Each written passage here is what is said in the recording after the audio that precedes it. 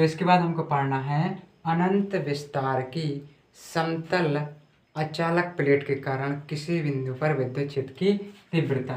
तो माना ABCD एक समतल अचालक प्लेट है जिसमें प्लस क्यू आवेश समान रूप से वितरित है।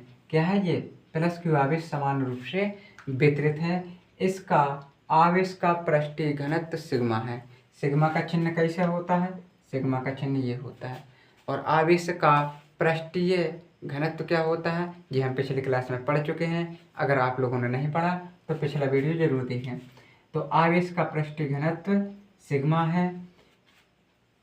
फिर क्या बताना है?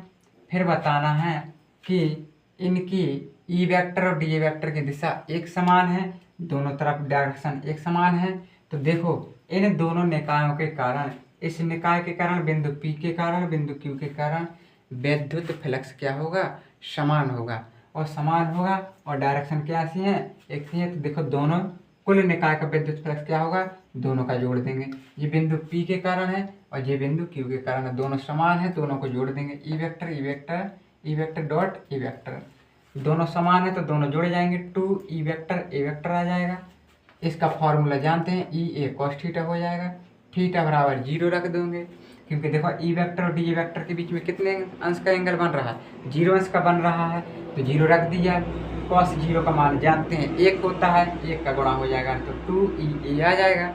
अपन ने पिछले वीडियो में पढ़ा है कि फाई ई बराबर क्यू अपन एप्सिलॉन 0 होता है। क्यों होता है? क्योंकि गॉस की प्रमेय बताती है कि क्यू अपन एप्सिलॉन 0 होता है फाई ई बराबर। फिर सिग्मा बराबर क्या होता है? क्यू अपन ए आवेश का रेखीय घनत्व होता है। ठीक है, सॉरी आवेश का पृष्ठीय घनत्व सिग्मा बराबर क्यू अपन ए। क्यू बराबर निकाल लिया सिग्मा इंटू ए। इसका मान रख देंगे तो क्या हो जाएगा? सिग्मा इंटू ए बटे एप्सिलॉन 0 2e ए से ए कट जाएगा। क्या बचा? सिग्मा अपॉन एप्सिलॉन 0, ये 2 आ जाएगा बटे में। तो सिग्मा अपॉन 2 एप्सिलॉन 0 बराबर ई बराबर आ जाएगा सिग्मा अपॉन 2 एप्सिलॉन 0। ये हमारा अनंत विस्तार की समतल अचालक प्लेट के कारण किसी बिंदु पर विद्युत क्षेत्र की तीव्रता है।